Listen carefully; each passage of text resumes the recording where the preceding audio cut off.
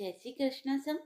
आप सभी का मेरे चैनल पर स्वागत है। आइए सुनते हैं भगवत गीता का 7वां अध्याय और उसका महात्म्य। अध्याय 7, ज्ञान वियोग योग। यह अध्याय भगवान की शक्तियों के भौतिक और आध्यात्मिक आयामों के वर्णन से आरंभ होता है। श्री कृष्ण व्यक्त करते हैं कि यह सब उन्हीं से प्रकट होते हैं और धागे में गुथे मोतियों की भांति उनमें स्थित रहते हैं। वे समुद्री सृष्टि के स्रोत हैं और यह सब उन्हीं में पुनः विलीन हो जाते हैं। उनकी प्राकृत शक्ति माया पर विजय प्राप्त करना अत्यंत दुष्कर है, लेकिन वे जो भगवान के शरणागत हो जाते हैं उनकी कृपा प्राप्त करते हैं और इस पर सरलता से विजय पा लेते हैं। आगे श्री कृष्ण अपने शरणागत न होने वाले 4 प्रकार के लोगों और उनकी भक्ति में तल्लीन रहने वाले 4 प्रकार के लोगों का वर्णन करते हैं। वे अपने भक्तों में उन्हें अत्यंत प्रिय मानते हैं, जो अपने मन और बुद्धि को उनमें विलय कर ज्ञान में स्थित होकर उनकी आराधना करते हैं। कुछ लोग जिनकी बुद्धि सांसारिक कामनाओं द्वारा हर ली जाती है, वे स्वर्ग के देवता की शरण में जाते हैं, किंतु ये स्वर्ग के देवता केवल अस्थायी भौतिक सुख प्रदान कर सकते हैं और इन क्षण भंगुर सुखों को भी वे भगवान से शक्तियाँ प्राप्त होने पर भी प्रदान कर सकते हैं। इस प्रकार से भक्ति का उपयुक्त लक्ष्य स्वयं भगवान है। श्री कृष्ण पुष्टि करते हैं कि वे परम सत्य और अंतिम गंतव्य या सिद्धि है और सर्वज्ञ, सर्वव्यापक और सर्वशक्तिमान जैसे शाश्वत दिव्य गुणों से संपन्न है, क्योंकि उनका वास्तविक स्वरूप उनकी दिव्य योग माया शक्ति के आवरण द्वारा आच्छादित रहता है और इसीलिए उनके अविनाशी दिव्य स्वरूप को सब नहीं जान सकते। यदि हम उनकी शरण ग्रहण करते हैं तब वे हमें उन्हें जानने का अपना दिव्य ज्ञान प्रदान करते हैं और उनको जानकर हम भी आत्मज्ञान और कार्मिक गतिविधियों के क्षेत्र का ज्ञान प्राप्त कर सकते हैं। परम प्रभु ने कहा, हे अर्जुन, अब यह सुनो कि भक्ति योग के अभ्यास द्वारा और मेरी शरण ग्रहण कर मन को केवल मुझ में अनुरक्त कर और संदेह मुक्त होकर तुम मुझे कैसे पूर्णतः जान सकते हो। अब मैं तुम्हारे समक्ष इस ज्ञान और विज्ञान को पूर्णतः प्रकट करता हूँ, जिसको जान लेने पर इस संसार में तुम्हारे जानने के लिए और कुछ शेष नहीं रहेगा। हजारों में से कोई एक मनुष्य सिद्धि के लिए प्रयत्न करता है और सिद्धि प्राप्त करने वालों में से कोई एक बिरला ही वास्तव में मुझे जान पाता है। पृथ्वी, जल, अग्नि, वायु, आकाश, मन, बुद्धि और अहंकार, ये सब मेरी प्राकृत शक्तियों के 8 तत्व है। ये मेरी अपरा शक्तियाँ है, किंतु हे महाबाहो अर्जुन, इनसे अतिरिक्त मेरी पराशक्ति है। यह जीव शक्ति है जिसमें देहधारी आत्माएं सम्मिलित हैं, जो इस संसार के जीवन का आधार है। यह जान लो कि सभी प्राणी मेरी इन 2 शक्तियों द्वारा उत्पन्न होते हैं। मैं संपूर्ण सृष्टि का मूल कारण हूँ और ये पुनः मुझ में ही विलीन हो जाती है। हे अर्जुन, मुझसे श्रेष्ठ कोई नहीं है। सब कुछ मुझ पर उसी प्रकार से आश्रित है जिस प्रकार से धागे में गुथे हुए मोती। हे कुंती पुत्र, मैं ही जल का स्वाद हूँ, सूर्य और चंद्रमा का प्रकाश हूँ। मैं वैदिक मंत्रों में पवित्र अक्षर ओम हूँ। मैं ही अंतरिक्ष की ध्वनि और मनुष्यों में सामर्थ्य हूँ। मैं पृथ्वी की शुद्ध सुगंध और अग्नि में दमक हूँ। मैं सभी प्राणियों में जीवन शक्ति हूँ और तपस्वियों का तप हूँ। हे अर्जुन, यह समझो कि मैं सभी प्राणियों का आदि बीज हूँ। मैं बुद्धिमानों की बुद्धि और तेजस्वियों का तेज हूँ। हे भरत श्रेष्ठ, मैं बलवानों में कामना और वासना से रहित उनकी शक्ति हूँ। मैं वह यौन क्रिया हूँ जो सद्गुणों या शास्त्रों के आदेशों के प्रतिकूल नहीं है। भौतिक अस्तित्व की 3 अवस्थाएं, सतोगुण, रजोगुण और तमोगुण, मेरी शक्ति द्वारा प्रकट होती है। वे मुझ में है, लेकिन मैं उनसे परे हूँ। इस संसार में माया के 3 गुणों से मोहित होकर लोग मुझ अविनाशी और नित्य को जानने में असमर्थ है।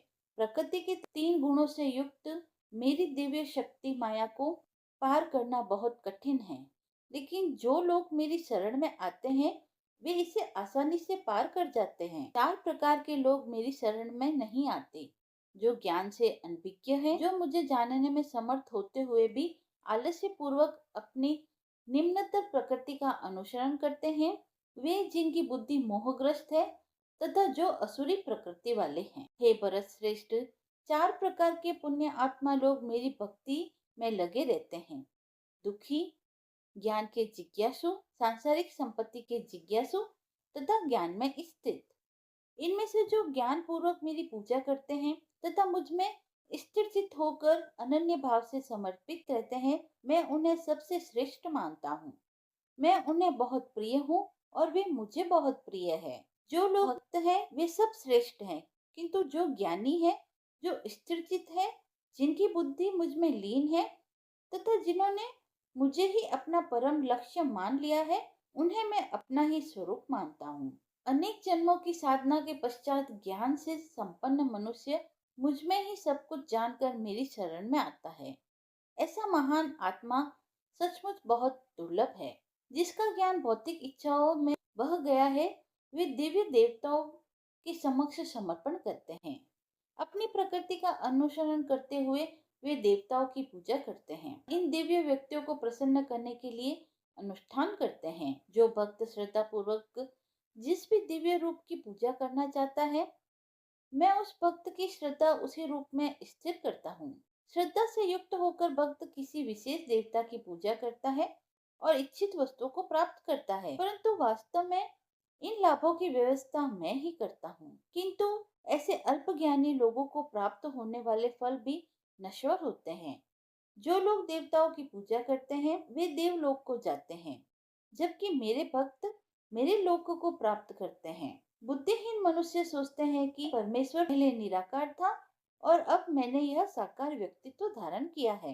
वे मेरी इस अविनाशी और सर्वोत्तम दिव्य स्वरूप की प्रकृति को नहीं जान पाते। मैं सभी के लिए प्रकट नहीं हूँ, क्योंकि सब मेरी अंतरंग शक्ति योग माया द्वारा आच्छादित रहते हैं।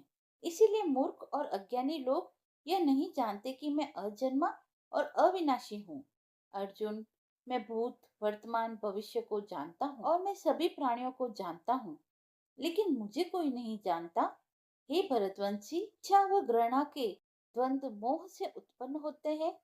हे शत्रु विजेता, भौतिक जगत में समस्त जीव जन्म से इन्हीं से मोहग्रस्त होते हैं, लेकिन पुण्य कर्मों में संलग्न रहने से जिन व्यक्तियों के पाप नष्ट हो जाते हैं, वे मोह के द्वंद्व से मुक्त हो जाते हैं। ऐसे लोग दृढ़ संकल्प के साथ मेरी पूजा करते हैं। जो मेरी शरण ग्रहण करते हैं, वे बुढ़ापे और मृत्यु से छुटकारा पाने की चेष्टा करते हैं। वे ब्रह्म, अपनी आत्मा और समस्त कार्मिक गतिविधियों के क्षेत्र को जान जाते हैं। वे जो मुझे अधिभूत प्रकृति के तत्व के सिद्धांत और अधिदेव, देवतागण तथा अधियज्ञ यज्ञों के नियामक के रूप में जानते हैं, ऐसी प्रबुद्धि आत्माएं सदैव, यहाँ तक कि अपनी मृत्यु के समय भी मेरी पूर्ण चेतना में लीन रहती है। 7वां अध्याय समाप्त हुआ। अब सुनते हैं 7वें अध्याय का महात्म्य। भगवान शिव कहते हैं, हे पार्वती, अब मैं 7वें अध्याय का महात्म्य बतलाता हूँ, जिसे सुनकर कानों में अमृत राशि भर जाती है। पाटलिपुत्र नामक एक दुर्गम नगर है, जिसका गोपुर अर्थात द्वार बहुत ही ऊंचा है। उस नगर में शंकुकर्ण नामक एक ब्राह्मण रहता था। उसने वैश्यवृत्ति का आश्रय लेकर बहुत धन कमाया, किंतु न तो कभी पितरों का तर्पण किया और न देवताओं का पूजन किया। वह धनोपार्जन में तत्पर होकर राजाओं को ही भोज दिया करता था।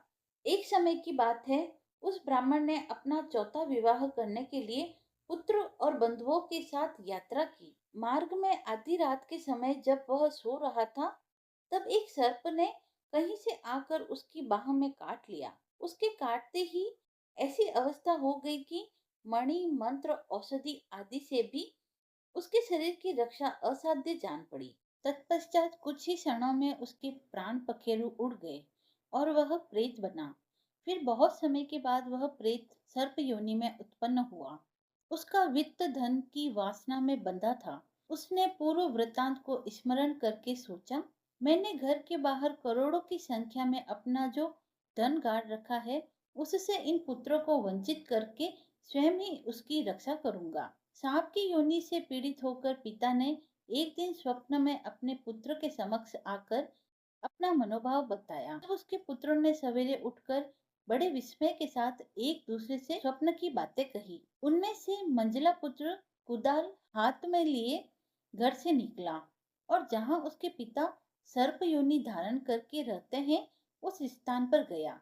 यद्यपि उसे धन के स्थान का ठीक ठीक पता नहीं था, तो भी उसने चिन्हों से उसका ठीक निश्चय कर लिया और लोभ बुद्धि से वहां पहुंचकर बाम्बी को खोदना आरंभ किया। तब उस बाम्बी में बड़ा भयंकर और भयानक सांप प्रकट हुआ। वह बोला, ओ मूढ़, तुम कौन हो? किस लिए आए हो? यह बिल क्यों खोद रहे हो? किसने तुम्हें भेजा है? ये सारी बातें मेरे सामने बता। मैं आपका पुत्र हूँ। मेरा नाम शिव है। मैं रात्रि में देखे हुए स्वप्न से विस्मित होकर यहाँ का स्वर्ण लेने के कौतूहल में आया हूँ। पुत्र की यह वाणी सुनकर वह सांप हंसता हुआ उच्च स्वर में इस प्रकार स्पष्ट वचन बोला, यदि तू मेरा पुत्र है तो मुझे शीघ्र ही बंधन से मुक्त कर। मैं अपने पूर्व जन्म के गाड़े हुए धन के लिए सर्प योनि में उत्पन्न हुआ हूँ। पिताजी, आपकी मुक्ति कैसे होगी? इसका उपाय मुझे बतलाइए, क्योंकि मैं इस रात में सब लोगों को छोड़कर आपके पास आया हूँ। पिता ने कहा, बेटा, गीता के अमृतमय सप्तम अध्याय को छोड़कर मुझे मुक्त करने में तीर्थ, दान, तप और यज्ञ भी सर्वथा समर्थ नहीं है। केवल गीता का 7वां अध्याय ही प्राणियों की जरा, मृत्यु आदि दुखों को दूर करने वाला है। पुत्र, मेरे श्राद्ध के दिन गीता के सप्तम अध्याय का पाठ करने वाले ब्राह्मणों को श्रद्धा पूर्वक भोजन कराओ। इससे निसंदेह मेरी मुक्ति हो जाएगी। वत्स, अपनी शक्ति के अनुसार पूर्ण श्रद्धा के साथ वेद विद्या से प्रवीण अन्य ब्राह्मणों को भी भोजन कराना। सर्प योनि में पड़े हुए पिता के ये वचन सुनकर सभी पुत्रों ने उसकी आज्ञा अनुसार तथा उससे भी अधिक किया। तब शंकुकर्ण ने अपने सर्प शरीर को त्याग कर दिव्य देह धारण की और सारा धन पुत्रों के अधीन कर दिया। पिता ने करोड़ों की संख्या में जो धन उनमें बांट दिया था, उससे वे पुत्र बहुत प्रसन्न हुए। उनकी बुद्धि धर्म में लग गई। इसीलिए उन्होंने बावड़ी, कुआं, पोखरा, यज्ञ, देव मंदिर के लिए उस धन का उपयोग किया और अन्नशालाएं बनवाई। तत्पश्चात 7वें अध्याय का सदा जप करते हुए उन्होंने भी मोक्ष को प्राप्त किया। हे पार्वती, यह तुम्हें 7वां अध्याय का महात्म्य मैंने बतलाया है, जिसके श्रवण मात्र से मानव सब पातकों से मुक्त हो जाता है।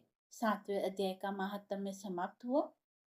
यदि आपको अध्याय और महात्म्य पसंद आया हो तो आप मेरे चैनल को लाइक, शेयर एंड सब्सक्राइब करें। धन्यवाद।